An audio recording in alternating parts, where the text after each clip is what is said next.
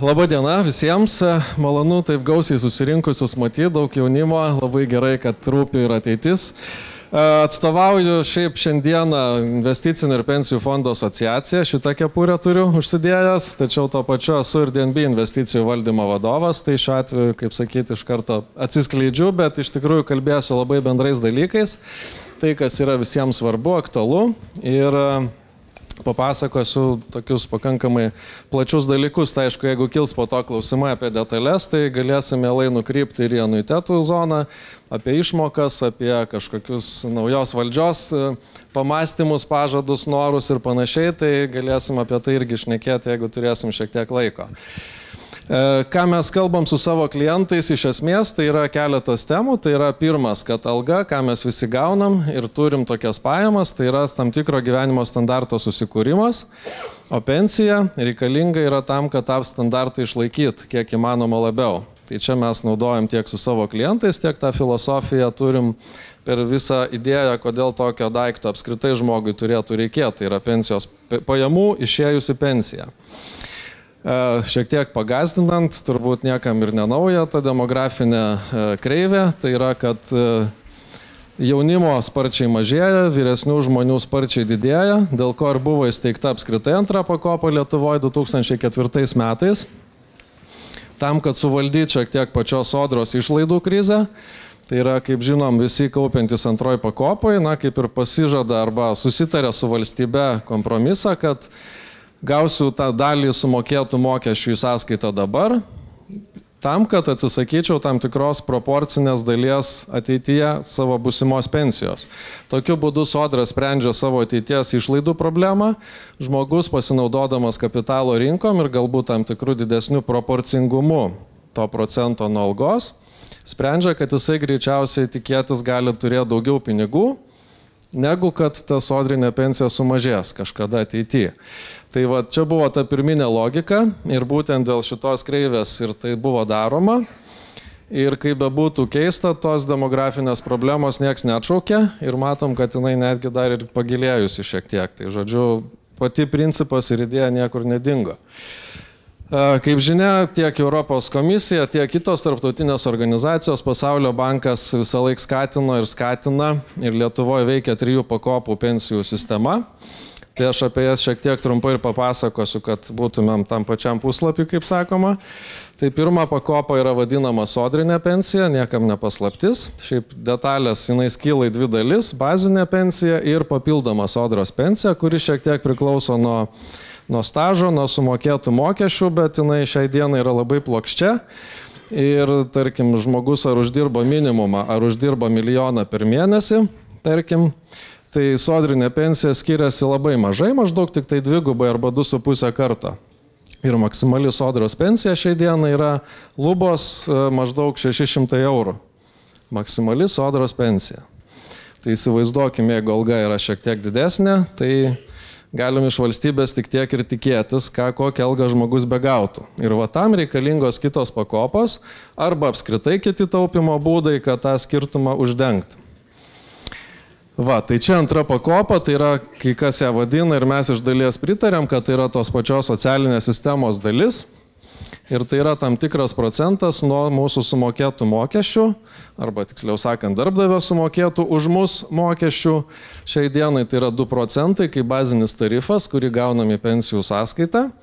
Ir kaip pamenat, prieš porą metų vyko nauja reforma, naujas langas, tai yra galėjom pasirinkti 2+2, tą kodinis pavadinimas. Tai šiai dienai dalis žmonių turi pasirinkę 2+2+2. 2020 metais įstatymai įrašyta turėtų visą tai tapti 3,5 +2+2. Tikiuosi visi žinot, ką tai reiškia, jeigu ne, tai pirmas skaičius, tai kaip sakau, yra tas bazinis tarifas nuo mūsų popierinės algos. Tai tarkim, jeigu alga 1000, tai 20 pinigų kas mėnesį atkeliauja į to žmogaus sąskaitą. Antras dvejetukas yra pats žmogus moka, antra 20, sakykime, pinigų nuo to paties 1000 į savo sąskaitą. Ir trečias dvejetukas tai yra valstybė 2 procentus permeta kaip bonusą, papildomą skatinamąją dalį nuo vidutinio darbo užmokesčio Lietuvoje. Tai čia jau reikia skaičiuoti, nes žmonės, kurių alga mažesnė negu vidurkis šalyje, gaus santykinai daugiau. Visi tie, kurie uždirba daugiau, gaus dar vieną progresyvumą, kad jie gaus santykinai mažiau negu 2% savo asmens kaip tokio pajamų. Bet kuriuo atveju tai yra 2+2+2 šiai dienai. Tai va, tai čia yra antra pakopa, ją valstybė reguliuoja atskirų įstatymų. Jeigu kažkam kyla klausimų arba kils užbėgu į priekį, kad šitie fondai bankrutuoti negali, įdomumo dėliai, tai čia tiesiog skirtumas tas, priešingai negu tarkim kartais Amerikos, kokius pavyzdžius rodo, yra skirtumas nuo profesinių fondų Amerikoje. Tai yra šitie fondai negali prisižaisti liaudiškai šnekant, nes jam yra draudžiama naudoti išvestinius finansinius instrumentus arba, pavyzdžiui, keisti savo turtą ir užsiskolinti ir visą tai suinvestuoti. Ir jeigu nepasisekė, fondas išlėkė į orą, tai va tokius dalykus draudžiama daryti. Ir kitas dalykas, šitie fondų turtas yra absoliučiai atskirtas nuo pačios bendrovės arba banko, jeigu tai yra bankas turto. Tai jeigu bankas ant šono, tarkim, liaudiškai šnekant, tai fondas toliau veikia, iš karto įsijungia tam tikri priežiūros mechanizmai, Lietuvos banko reguliuojami. Ir tas fondas tiesiog perduodami įsipareigojimai arba turtas perduodamas naujam valdytojui. Tai čia įdomumo dėliai, kad valstybė šitą dalyką yra griežtai prižiūrinti ir dėl to tai yra kaip ir dalis tos visos socialinės sistemos. Aišku, už tai šiek tiek yra kompromisų, kad žmogus negali lėšų pasimti bet kada ir turi būti sulaukęs minimalaus pensinio amžiaus. Jeigu tai yra iš ankstinė sodrinė pensija, kitu atveju tai yra normaliaus pensijos amžiaus turi būti sulaukęs, tai yra grubiai sakant 63 ar 5 metų. Va, ir tada jau jisai tas lėšas gali pasimti savo pageidaujamų būdu, jeigu tai yra nelabai daug pinigų.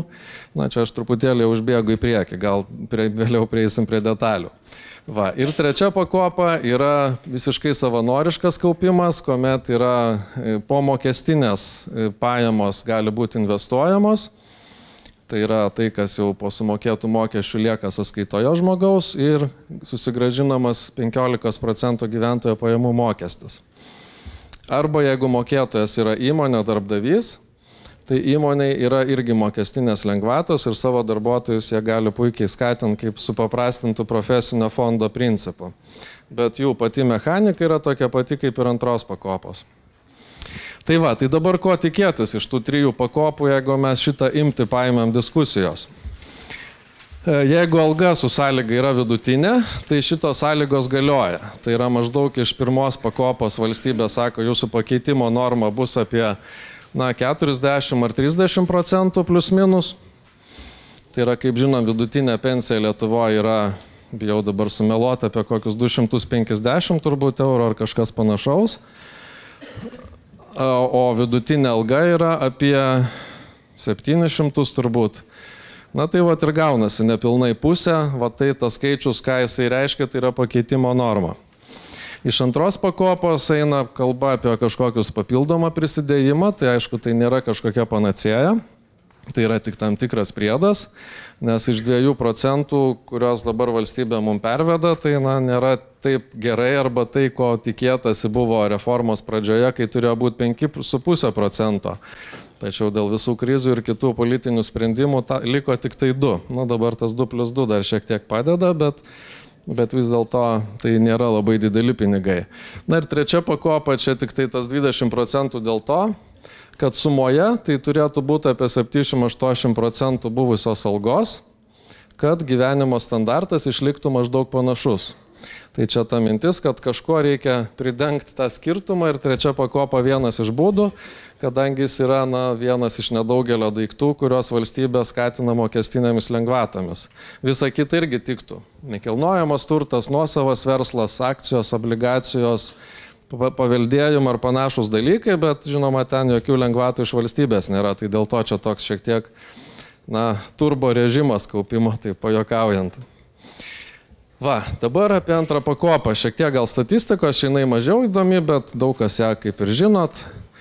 Gal tik turbūt esminis dalykas, kad absoliuti dauguma tautos čia dalyvauja, 85 ar 90% dirbančiųjų.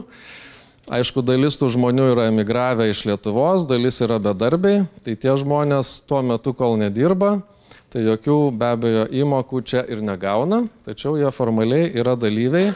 Tai jeigu taip žiūrėt nuo visų dalyvių, tai apie trečdalis yra neaktyvių sąskaitų. Tai iš milijono tų 300 tūkstančių, grubiai sakant, kokį 900 tūkstančių yra tik aktyvių dalyvių. Na, bet yra kaip yra, jeigu jie kažkada pradės dirbti arba grįš į Lietuvą, toliau tęs kaupimą, kiek ten pinigų sukaupta, jie yra investuojami pagal fondo taisyklės ir viskas ten yra gerai. Tai dabar privalumai tai turbūt tokie, kad esminis, kad atlyginimo dydis ir lemia tą proporcingą įmoką, nes, kaip sakiau, sodrinė pensija nėra proporcinga. Jinai yra socialiai orientuota ir kuo didesnė alga ir kuo mes daugiau sumokam mokesčių, tai proporcingai mes to niekada net gausim iš valstybės, nes tai yra padalinama esamiesiams mokėjimams, einamiesiams esamiem pensininkam remti ir panašiai. Tai didesnių ypač pajamų žmonėms tai yra aktualu, kad kažkiek tas gyvenimo stilius ir gyvenimo kokybė išliktų kažkiek panašesnė į buvusią, tai todėl tas yra svarbu. Paveldimumas yra besąlyginis. Čia aš dar kalbu iki to momento, kada jeigu reikalingas anuiteto įsigijimas, jeigu ten daug pinigų yra sukaupta. Daug tai yra virš 10 000 eurų. Kas šiaip aišku irgi nėra daug iš esmės, bet tai yra maždaug ta zona, nuo kurios yra privalomas įsigyti anuitetas, aš paskui apie jį plačiau papasakosiu.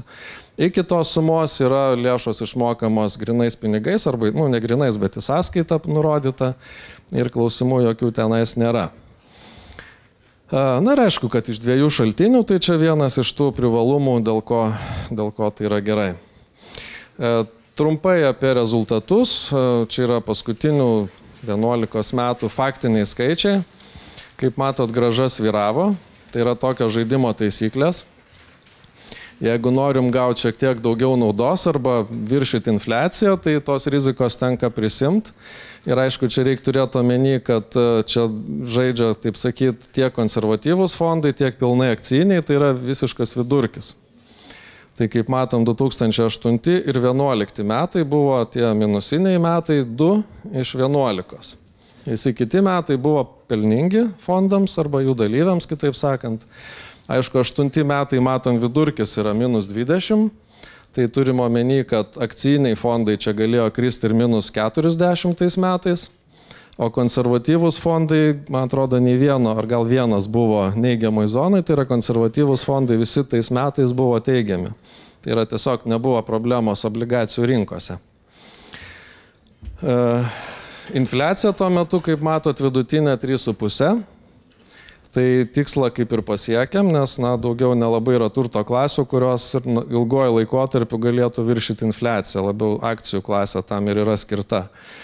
Tai ir čia yra po visų atskaitimų, kuriuos, tarkim, valdymo bendrovei leidžiama nuskaityti, remiantis įstatymais. Tai čia yra tai, ką žmogus gavo.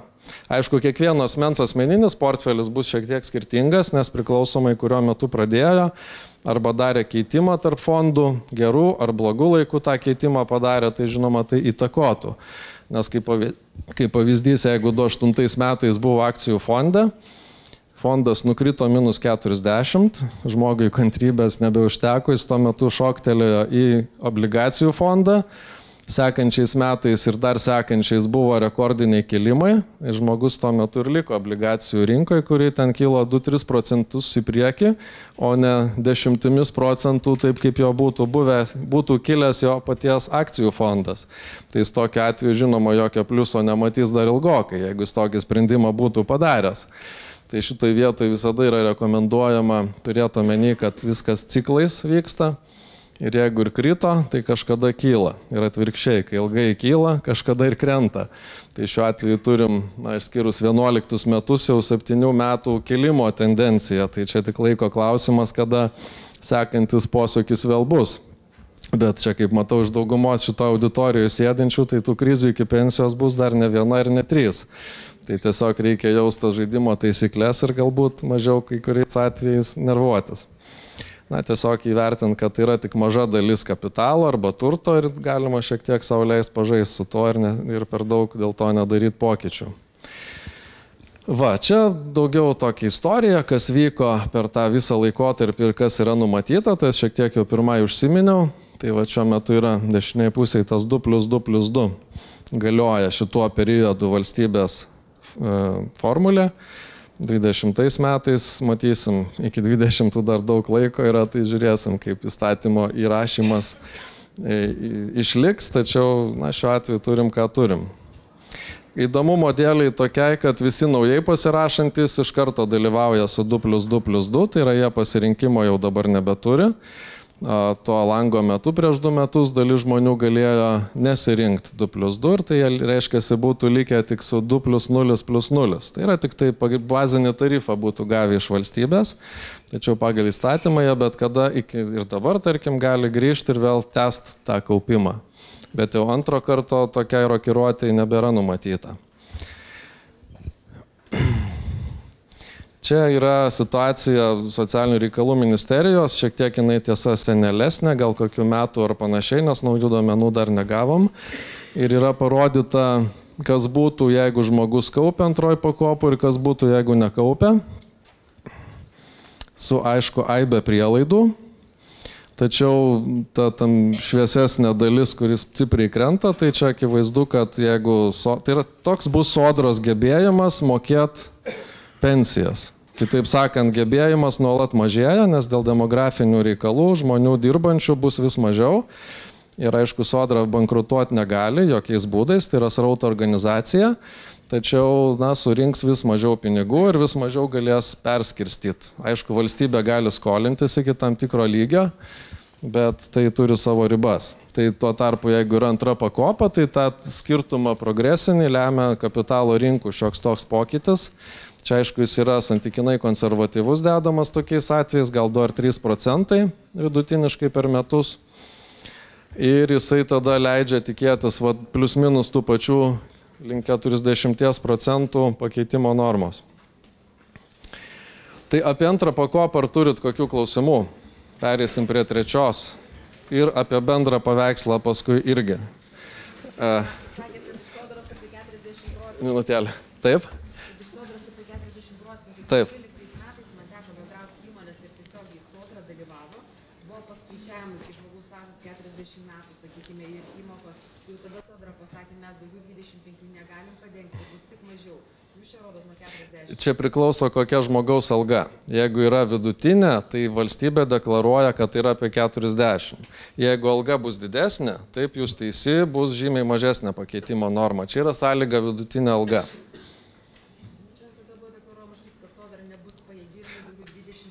Tai aš čia reiškia optimistiškai šneku.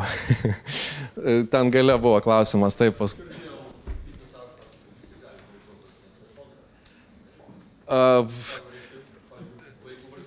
Jo. Tai galima taip traktuoti, bet tarkim, dabar bijau suklys, Prancūzija berods 7 kartus buvo bankrutavusi.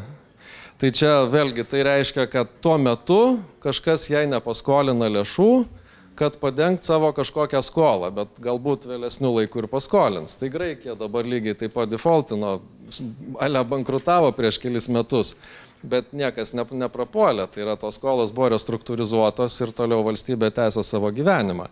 Bet techniškai jūs teisus, gali toks atvejis būti, bet vis tiek valstybė yra ne šiaip koks uabas, kuris sau leistų imti ir bankrutuoti ir išeiti pasivaikščioti. Ne, tai yra truputėlį kitokia struktūra. Tai jūs teisus techniškai, bet praktiškai viskas sudėtingiau ir tai paprastai nesibaigia. O kaip dabar apie naujos Seimo sprendimus, kurie planuoja antrą pakopą privatizuoti? Gal mes vis dėlto šitą temą palikim pabaigai. Gerai, nes čia labai tokia yra plati tema ir galėsim... Jo. Aš siūlyčiau gal pabaikim struktūriškai. Jo, viskas tvarkoja, bet šitą dalį prašyčiau leisti vėliau, nes čia toks jau bus truputėlį pamastymai labiau asmeniniai negu kad faktiniai. Jo, dar kažkas konkretumų kažkokių. Aha.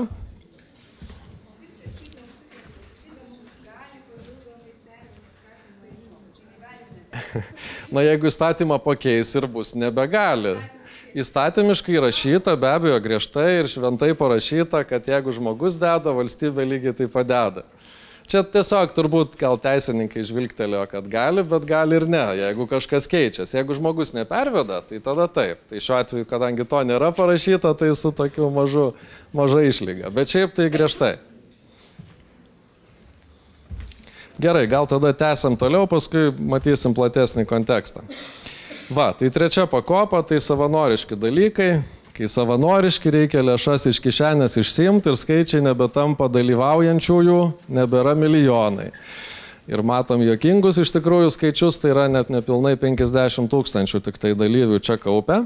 Čia aišku esmė tokia, kad čia neįtraukti yra gyvybės draudimo klientai ir čia kalbam tik apie tikruosius, grynuosius trečios pakopos pensijų fondus, kurios vėlgi reguliuoja dar kitas įstatymas, papildomas savanoriško kaupimo pensijų įstatymas. Tai va, tai šiuo atveju 50 000, 4 bendrovės ir turto, nei daug, nei mažai, kitaip sakant, beveik 0, 66 milijonai, vertinant, kad antroji pakopa yra 2 milijardai. Tai čia dar didžiulė erdvė kilimui, vertinant, ką turim dabar. Bet šiaip tai yra nerealus dalykas ir aišku, aš kviesiu visus, kurie dar to neturi, apie tai pagalvot, kaip vieną iš alternatyvų. Tai va, tai Lietuvoje, aišku, yra galiojantis turbūt vienas iš svarbiausių momentų, tai yra mokesčių lengvata, 15% GPM. Ir šitoj vietoj tiek žmogus, tiek arba jo sutuoktinis, jeigu ką, irgi gali už tą sumokėtas įmoką susigrąžinti šitą lengvatą. Žinoma, yra sąlyga, kad reikia išbūti iki pensijos, minimalaus jau šiuo atveju pensijų amžiaus, tai yra sodros pensija minus 5 metai. Ir nuo pirmos įmokos turi būti praėję 5 metai. Tai tokiu atveju ta lengvata pilnai yra pasinaudojama, tai yra išsiemant lėšas, 0 mokesčių mokama. Jeigu būtų tos sąlygos kažkuri iš jų neįvykdyta, taip lėšas bet kada galima išsiimti iš trečios pakopos, kartais sužinom, kad klientai to nežinojo arba nemano, kad taip galima, bet iš tikrųjų galima, bet kada, tik tai tada tektų tą grąžinti lengvatą, jeigu jie buvo naudotas. Tai čia, kaip mes irgi klientams sakom, tai yra tiesiog šeimos rezervinis fondas finansinis, jeigu kažkokia nelaimė ar kažkas, tai bet kada tas lėšas pasiimti galima. Jeigu to neatsitinka, taip guli lėšos ateičiai ir galbūt ir pensijai. Bet kitu atveju tai yra rezervas. Vėlgi paveldimumas be jokių išimčių. Ir nėra jokių kitokių dalykų, čia, žinau, yra daug matyti ir draudimo sektoriaus žmonių, tai galbūt taip labai švelniai pasakysiu, bet yra išgryninta kaupimo veikla ir nėra kelių produktų viename, todėl tai yra šiek tiek pigiau negu gauti 2 viename. Tai gal to šį kartą ir pasitenkinsiu, bet šiaip tai jeigu nori sukaupti, tai trečia pakopa, jeigu nori apsidraust ir dar kažkiek sukaupti, tada yra draudimo produktai, bet čia jau kita tema. Va, čia yra aišku toks labiau techninis pavyzdys, kas būtų, jeigu būtų. Čia labiau mintis nei skaičių žiūrėti, bet į tą sudėtinių palūkanų efektą, tai esu tikras, čia niekam nieko naujo nėra. Ir tiesiog taip reikėtų vertinti tokio tipo investavimą. Ir žinoma, metai iš metų, kaip matėt, gali tos pajamingumai keistis, būti pliusai, minusai, bet vidutiniškai, jeigu vertinant, kad bus šiuo atveju 5% įdėta, tai toks, normalus pajamingumas. Vidutinės akcijų dalies fonde maždaug taip ir būtų per tą visą buvusį periodą, nes net vidurkis 5%. Tai jeigu akcijinis labiau fondas, tai kažkas panašaus, arba net ir šiek tiek daugiau, arba konservatyviau žiūrint, tai yra 5. Tai čia gal ties ta vieta daug neapsistosiu. Dabar trumpai papasakot, yra toks daiktas kaip pensijų skaičiuoklė, kuri egzistuoja vieša sukurta, būtent paskutinės reformos metu padaryta buvo. Tai aišku, ten yra tik 1 ir 2 pakopa. Jis yra socialinių reikalų ministerijos ir Lietuvos banko koordinuoti dalykai ir čia tiesiog bus pavyzdys, kas būtų, jeigu būtų. Tai yra vidutiniškai žmogus, vidutinę algą gauna, 25 metų jaunas žmogus, pradėjęs darbą, karjerą, sakykime, ir 40 metų kaupia. Va, tai dabar jeigu žiūrėt, kas būtų, jeigu jis antroji pakopoje yra arba jo nėra, tai žalia dedamoji zona reiškiasi tas būtent antros pakopos išmokos dalį, o melsva zona matosi šiek tiek yra mažesnė, tai va čia ta proporcinė dalis, kuri yra mažesnė, jeigu tu dalyvauji antroji pakopoje. bazinė pensija, ta tamsiai mėlyna dalis, tai čia tas yra litais 390 litų, dabar atitinkamai eurais. Tai čia tai yra bazinė dalis, kuri yra kaip yra. Tai yra visi sukaupę stažą, ją gauna.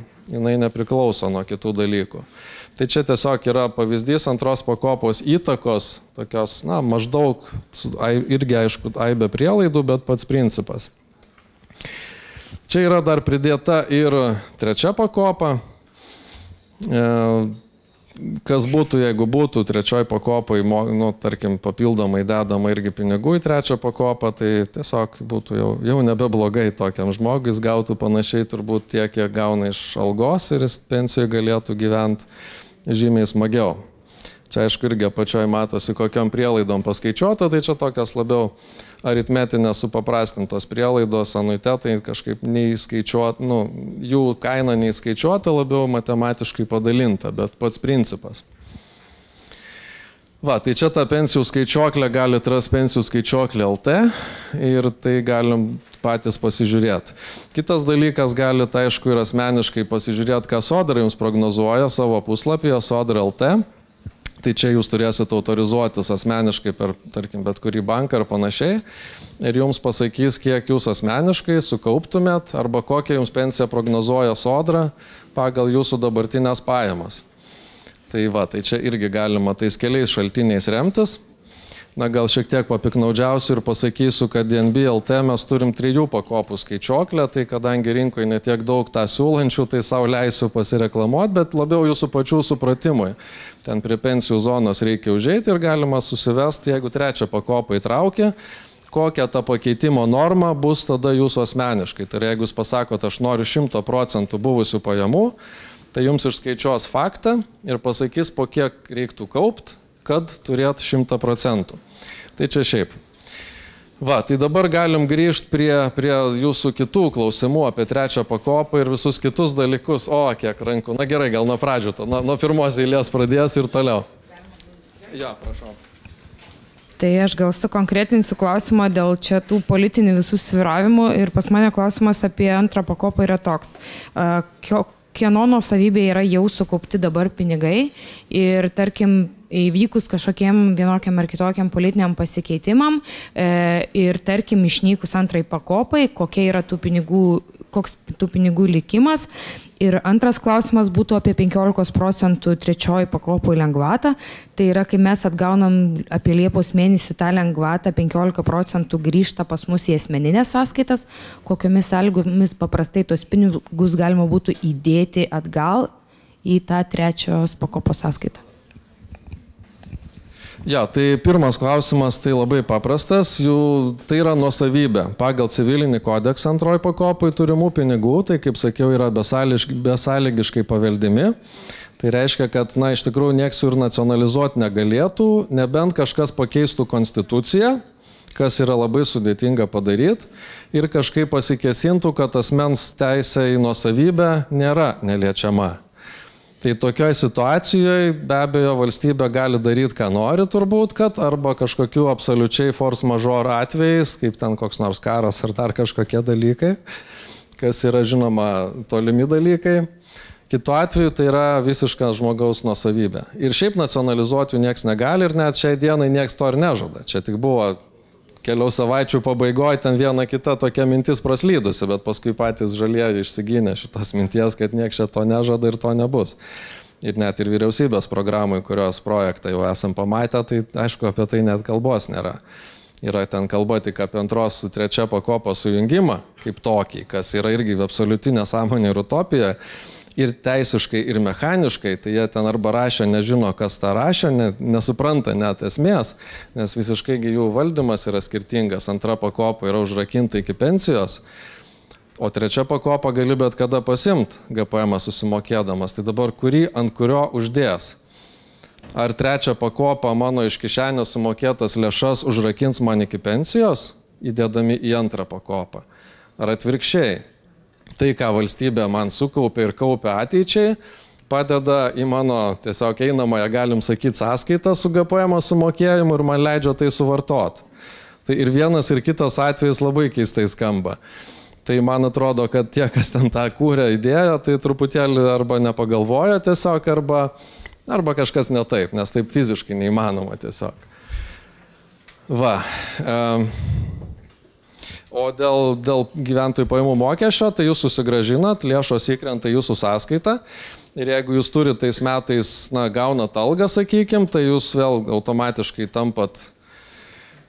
Galit bet kada vėl lengvata naudotis dar sekančiais metais, tai jūs tiesiog prašot prašymą savo fondui įnešti papildomą įmoką ir viskas. Tai čia labai paprasta yra. Ar net periodinės pasirašyti įmokas ir čia toks jau grinai mechanikos klausimas. Taip, čia buvo prieš tai berods, ja. Jeigu dėl trečios pakopos, jeigu nepilnai pasinaudoji 15%, dėl didesnių pajamų ir nori pasimti pinigus iš trečios pakopos, valstybei reikia atiduoti tą sumą ar 15%? Jeigu pasinaudoji, ne, čia jau nėra skirtumo. Dalinai pasinaudoji, nes neužtenka tau pajamų, tarkim, tais metais ir po to nori pasimti visą sumą. Kaip tada? Šiaip jokio skirtumo nėra, nes iš esmės jums šiaip net dalimis ne visos bendrovės atiduos fondą, tai yra visą jums atiduos fondą ir tada jau ir nurašys 15% nuo visos tos išmokos. Ir jau tada jūs paliks su VMI aiškintis, kurioje vietoje permoka ar nedamoka, nes bendrovė tiesiog negali fiziškai, techniškai žinot, ką jūs ten pasinaudojot ar nepasinaudojot. Jo, dažnai bendrovėms nurašys 15 nuo išmokamos sumos, bet kuri iš bendrovių fondas tai yra, nes, by default manoma, kad taip jau atsitiko, kad jūs naudojotės. Nebent jūs uždėjot varnelę, kad nesinaudojo, tarkim, pamelavo žmogus, tai tada nenurašys. Bet tada vis tiek į VMI tie duomenys nueina ir sekantį periodą VMI pas jūs ateis, sakys, pas jūs yra nedamoka. Nes bendrovė visada deklaruoja šitos rautus mokesčių inspekcijai. Kiekvieną tokį veiksmą. Tai ta prasme, žmogus niekaip nepasislėps bet kuriuo atveju. Teoriškai tada VMI turėtų, kaip tu išvest PM 15%, kai susigrąžini, ir po to VMI tau vėl grąžins. Jo, tai tu gauni algą ir būni jau sumokėjęs. Tu gauni pamokestinį pinigą į savo sąskaitą ir tu tą pamokestinį pinigą įdedi į fondą. Ir tada tau valstybė grąžina 15, kuriuos darbdavys nurašė. O jeigu tu nesulauki pensijos ir išsiemi, tai tu turi grąžinti tą, ką tau valstybė grąžino kaip lengvatą. Na, žodžiu, negali pasinaudoti lengvata tokiu atveju. Aha, prašau. Norėjau klausti, kuo iš tikrųjų skiriasi aptarnavimo mokesčiai draudimo, gyvybės draudimo nuo, aš tikrai nedraudikas, gyvybės draudimo nuo trečios pensijų fondos. Nes aš galiu neimti jokios rizikos ir paprasčiausiai mokėti ir kaupti, nes gyvybės draudime. Tai skirtumas tarp... Standartiškai, tipiškai gyvybės draudimo yra maždaug 3 kartus didesnės įmokos mokestis, tipiškai, standartiškai. Maždaug 5%, plus minus, įmokos mokestis. Trečioji pakopa yra 1-2, iki 3 kai kuriuose bendrovėse, bet, tarkim, pas mus yra 1-2. Tai čia yra tipinis vėlgi įmokos mokestis. Antras parametras yra metinis valdymo mokestis. Tai šitoj vietoj bus labai panašu tai, ką jūs kaip klientai pamatysit iš abiejų struktūrų. Tačiau... kaip čia diplomatiškai pasakius, gyvybės draudimo sutartį jūs ne viską pamatysit. Tai yra, jie samdo trečių šalių fondų valdytojus, kuriems moka business on business mokestį už valdymą portfelių, tačiau dažnu atveju gyvybės bendrovė pasims dar 3 lygio mokestį už valdymą. Tai čia šiuo atveju yra jau su Lietuvos banku vykstančių daug diskusijų tarp bendrovių, kad to nedaryt, bet realiai klientas to net nepamato, nes tai pasislepia po vieneto verte. Tai šiaip mes sakom, kad maždaug 2-3 kartus skiriasi mokesčiai. Ir aišku, jeigu žmogui yra aktualus draudimas, tai viskas tvarkoj, bet tu turi apsispręsti, ar aš noriu apsidraust ir kas nuo to liko, tai yra nuo rizikų už draudimą nurašytų, kažkas be abejo lieka natūraliai, tai tas bus sukaupta. Ok, bet jeigu yra draudimo suma 1 euras, tai tada koks tikslas mokėti gerokai didesnius mokesčius. Tai čia matyti draudikų esančių galėtų kažką man ir paprieštarauti, bet gal palikim šitą diskusiją šiai dienai. nes tiesiog jau taip jau yra. Ir Lietuvos bankas yra daręs analizės, modelius ir jos yra, man atrodo, net ir viešos prieš metus ar daugiau. Na, tiesiog ant sukaupimo sumos, identiškom sąlygom, tai tiesiog per draudimą sukaupiama mažiau, nes tu ten kažką papildomai gauni. Tai yra 2 produktus perki. Tai vat čia teisingai, bet tai tą patį paima ir draudimo bendrovės produkto atveju jau kažkas pasiema savo ruoštu, bet draudimo bendrovė ant viršaus pasiema. Tai gaunasi 3 lygių mokesčiai, čia ta prasme yra. Kad tiesiog pasislėpia ir dalis neatsiskleidžia dalykų ir tada jau ten reikia skaičiuoti per skaičius, bet aš čia nenorėčiau gal į tą tokią detalę diskusiją leistis, nes jau čia reiktų konkrečiai sėsti ir žiūrėti. Taip, prašau. Turiu paklausti dėl anuitetinio pensijų išmokėjimo. Taip. Sulaukia pensijos, tai reiškia, kaip ten firma perima anuitetinę paskui, ar jinai bankrutuos, kaip ten viskas vyksta? Jo, vyksta tada paprastai, paaiškinsiu nuo pradžių. Kaip užsiminiau, anuitetą privalu pirkti, jeigu sukaupta suma grubiai siekia maždaug 10 000 eurų. Čia tik tai skaičius maždaug, nes ten priklauso koks amžius žmogaus ir kiek jam lygia iki, grubiai sakant, iki mirties pagal mirtingumo lentelės. Čia reiktų atbuliniu būdu perskaičiuoti, bet grubiai sakant 10 000 eurų išėjimo į pensiją momentu. Va, tai dabar jeigu iki tos sumos ateina į banką, į savo valdymo bendrovę ir parašo prašymą pervesti lėšas į sąskaitą, bet kuriam banke, viskas, jokių problemų, lėšos išvažiuoja ir išvažiuoja. Pasirašoma išmokos sutartis, tiek žinių.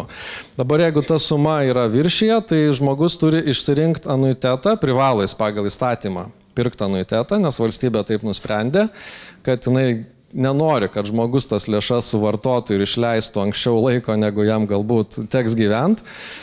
Ir tada yra 3 bendrovės šiai dienai Lietuvoje, kurios anuiteto paslaugas teikia. Tai yra Sebas, Aviva ir Bonum Publicum. Atsiprašau, ne taip pasakiau. Ergo, Bonum Publicum ir Sebas.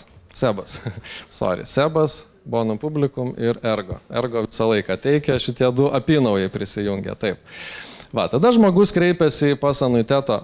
Tiksliau dar ir kitoj vietoj. Ateina pas savo pensijų fondą ir sako, kiek aš turiu pinigų. Fondas sako, va, tavo kapšas toks, 15 000 pinigų. Žmogus rodo 15 000 draudimo bendrovėm visom 3 ir sako, ką man už tai duosit iki mano gyvos galvos. Nu ir bendrovė siūlo. Aišku, prieš tai paklausia, kokio tipo anuiteto tu nori, nes jie yra su garantija ir be garantijos.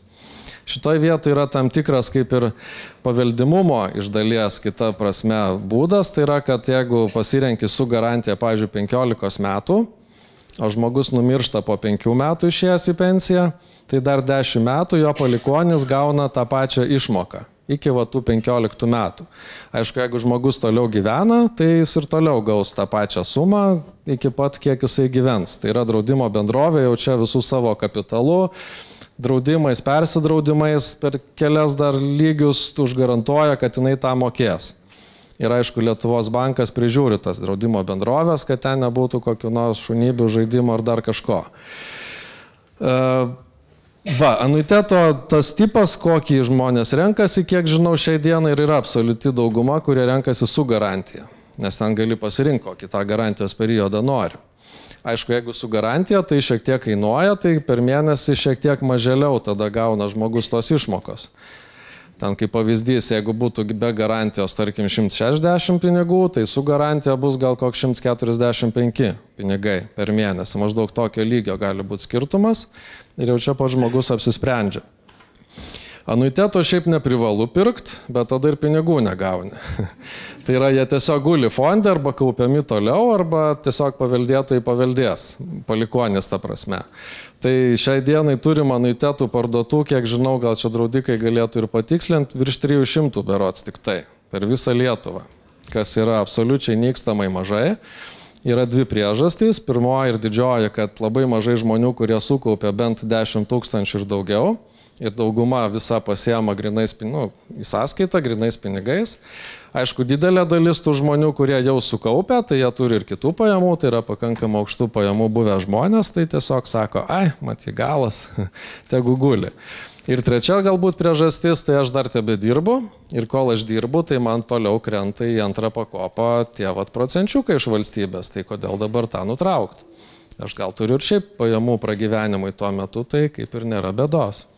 Tai va, tai kol kas tų parduotų anuitetų yra nedaug. Taip yra problema, kad sako, čia jie nekonkurencingi, dar kažką, bet, na nežinau, arba tiesiog žmonės nenori, kitaip sakant, bet aš iš kitos pusės jau čia dabar pagindamas šiek tiek tą visą produktą arba pačią idėją, tai reiktų žiūrėti iš tos pusės, kad žmogus čia įsigyja savo ilgamžiškumo riziką, dengiantį produktą. Tai yra anuitetą, šiaip draudikai siūlo pagal vidutinę mirtingumo liniją. Tai yra, kad sulaukęs pensijos žmogus vidutiniškai gyvena ten maždaug 15 metų.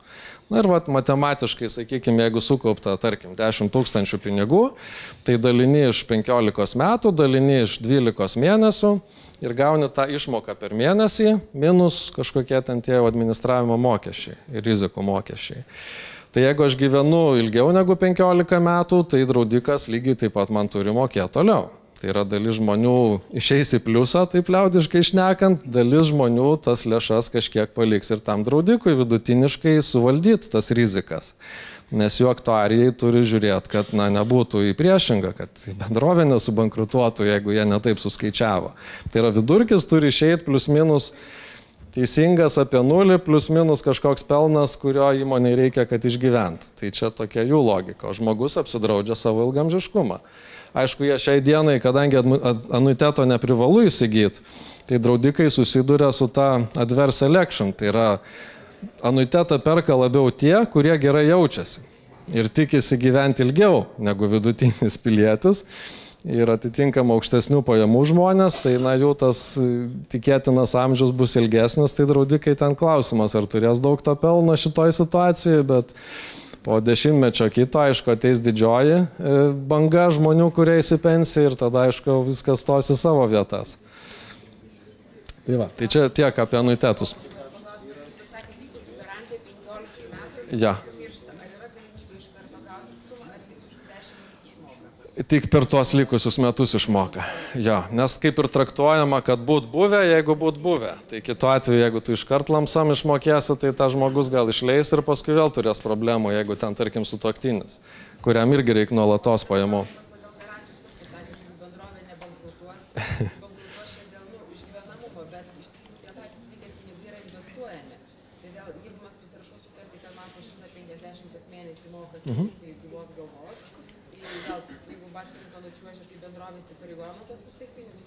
Tai supraskim, kad jie neinvestuoja taip jau stipriai į akcijų rinkas. Tai ne visai jų darbas yra toj zonai, nes jų darbas yra išsaugo turtą. Tai ten, aišku, absoliučiai didžioji dalis bus konservatyvūs instrumentai. Aišku, gali būti situacija, kad kažkiek obligacijos ten pakrenta daugiau ar mažiau, kaip žinom, palūkanos dabar nulinės, tai kažkada ciklas apsivers ir gali būti šioks toks neigiamas rezultatas to tipo fonduose. Na, bet bendrovė vis tiek turi išlaikyti tam tikrus mokumo, atidėtų, techninių atidėjimų reikalavimus, tai ta prasme, čia būtų toks labai nedidelis tas sviravimas santykinai ir tikrai normaliai bendrovėje lengvai pakeliamas. Tai jo, čia jau yra bendrovės rizika, taip. Tai žmogus rinkdamasi, su kuria draudimo bendrovė draugauti iki gyvos galvos, turi labai stipriai Lietuvos bankų pasitikėti, kad šitą vietą suvaldys ir kad ta bendrovė yra tinkamai veikianti. Taip. O dėl tų pinigų, sakykime, antros pakopos, tai šiandien rodo Lietuvos bankas kiekvienais metais, nes paimkim dabar, sakykime, startavo ten 5 metai, sakykime, tų pinigų suma buvo tokia, po 12 metų, bet tų pinigų. Jo, ten šiaip ateina berods iš Sodros, netgi tie duomenys yra mirtingumo lentelės ir jie dabar aš tiksliai gal mechanikos nepasakysiu, bet kiekvienais metais metų pradžioje gauna naują lentelę ir iki ten 85-90 metų žmogaus amžiaus išskaičiuoja tokius specialius koeficientus, kiek vidutiniškai žmonės gyvena. Ir tada draudimo bendrovės turi tuo naudodamosis išskaičiuota anuiteto kaina, taip sakykime, arba kiek jinai gali siūlyti žmogui ir kiek jinai gali rizikuoti, jau ten jų aktuarijų galvos skausmas, kaip tą suvaldyti. Matematikai ten galvoja. Tas kapšas mūsų mažėja, nors nustatė, pavyzdžiui, po 100 kiekvieną mėnesį mokėti, bet laikui bėgant tas 100... Turit omeny, kai anuitetas įsigytas? Nu, tada jau formaliai iš draudimo bendrovės pusės, ko gero taip, bet aišku, jie bando jį kažkur vis tiek ten procenčiuką kitai, kokius bondus idėja gauti tą minimalų bent fiksuotą pajamingumą. Ir aišku, kad šiek tiek mažė, nes jie tikisi, kad vidutiniškai po 15 metų tos rauto neliks. bet kažkiek užsimeta ant rizikos, kaip sakyti, abi pusės, tai privalo tą padaryti. Bet pats bendras principas, tie buvo anuitetai su garantija ir be garantijos, jie yra iki gyvos galvos. Be abejo, vienareikšmiškai. Čia jau įstatymas irgi priverčia draudikus taip daryti. Tam tikrų metų ribos yra paveldimas, o antrų atveju yra tu numiršti. Jo, tai čia jau su draudimo bendrovė kaip klientas susitarė, bet iki gyvos galvos yra visais atvejais. Aha, taip. Kas nutiktų, jeigu mūsų anuiteto išmokėtojas bankrutuotų jau pasirašus anuiteto sutartį? Ar valstybė draudžia mūsų anuitetą? Skaudus klausimas, bijau, kad įstatymai kol kas apie tai nėra pakalbėję. Ir čia yra turbūt tolesnio sistemos vystymo klausimai ir jie yra svarbus iš tikrųjų. Bet aš įsivaizduoju, jeigu toks atvejis būtų, tai esamoje situacijoje tikrai valstybė ten įsikištų ir tą dalyką tikrai uždengtų. Garantuoju 115%. Gal ne galva, bet stipriai. Kaip sakot? Jo, įstatymė to nėra parašyta, taip. Tai kadangi maži skaičiai kol kas, tai ten tikrai nebūtų kažkokių didelių skaičių, kurios valstybei tektų prisimti, bet kol kas to formaliai nėra padaryta. Taip. Aha, dar klausimų, taip. Ne, negali, nes čia draudimo bendrovė turi būti. Jis visai kitų principų veikiantis institucija, kaip sakau, turi garantuoti ir visai kitos struktūros veikia. Tarsime, rizikų vertinimo ir panašiai. Tai bankas negali. O kada jūs planuojate, kada tų anuitetų pirkimas prasidės statistiškai? Na, aš kaip suprantu, kiek su draudimo bendrovių kolegom tenka pabendrauti, apie dar maždaug 10 metų užtruksim, kol tas jau toks, ateis, sakykime, demografinis pilvas, tai yra ta vidutinė žmonių grandis, kuri bus ir sukaupusi pinigų, ir sulauks to amžiaus. Tai kol kas įsivaizduokim, kad 2 milijardai pinigų antroji pakopa ir 1 milijonas dalyvių. Tai grubiai ten apie 2000 eurų tik tai yra vidutiniškai sukaupta visoje sistemoje, nes jau toks yra finansavimas. Tu gali ten ir po 10% per metus tą pajamingumą didinti iš valdytojo pusės. Bet jeigu neįkrito 100 pinigų, tai netapo ir 110. Jo, tai ta prasme, ne tas 10 papildomas esmę padaro, bet tas pirmas 100 įkritęs padaro esmę. Jo, maža bazė tiesiog. Taip, dar klausimų? O, tai negi viskas aišku arba tai paprasta. Apie darbdavius tada, kadangi dar nieks nieko neklausė, tai dar čia tiesiog paraginčiau. Tiesiog eikit, kalbėkit su savo įmonėmis, finansininkais, šiaip tai vadovais. Ir tarkitės, kad tarkim dalį galbūt, jeigu savo galit leisti atidėti arba kaupėt, kad dalį jūsų premijos, tarkim ar panašiai, įmonė sutiktų pervedinėti jūsų 3 pakopos pensijų fondą. Tokiu atveju įmonė yra labai gerai, mokestinė prasme. Tai tokiu atveju jūs galite sakyti, aš tos naudos irgi noriu. Įmonės darbas yra rūpinti savo žmonėmis, jūsų darbas žinot savo galimybės irgi, arba tiesiog tą idėją pakelt. Nes kalbant su įmonių vadovais, masinis atsakymas, pas mane jaunimas, jiems pensija nerūpi, todėl aš čia išmoku premijas ir nesukit galvos. Gal ir okei, bet tie, kam ne okei, tai turėkit minty, kad įsivaizduokim, yra 100 popierinis pinigų, tarkim, kas yra darbo sutarty rašyta, jūs kaip fizinis asmo po mokesčių gaunat grubiai 76 po savo mokesčių, įmoniai tai kainuoja 131, nes įmonė ant viršaus sumoka sodros mokestį už jūs.